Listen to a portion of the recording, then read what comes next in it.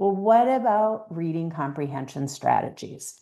There's been a lot of talk about don't do strategies. Yes, do strategies. Where do strategies fit into all of this?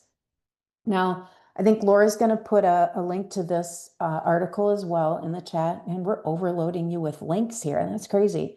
And this one is also sort of a classic text about reading comprehension strategies in which Dan Willingham, who's a cognitive scientist, went back and looked at what do we know from the research about reading comprehension strategies. And what he found is that reading strategy programs. Now let's think about this. Reading strategy programs. They're programs that just taught reading strategies. The ones that were short were no more or less effective than longer programs. So what does this say?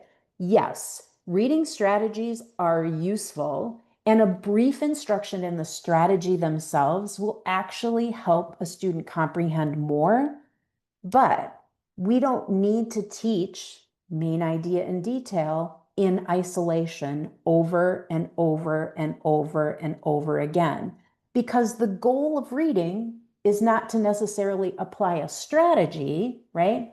But the goal of reading strategies are to help us get more engaged with the text. How do we better comprehend a text? We spend more time in that text, and using reading strategies will help engage the readers with the text, help them go back to revisit the text.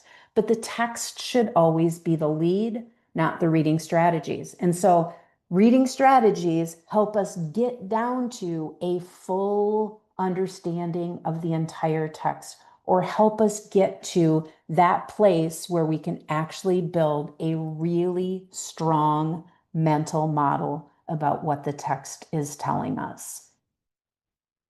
So, do you hear my message? Reading strategies are important to engage reader with the text, but let the text lead.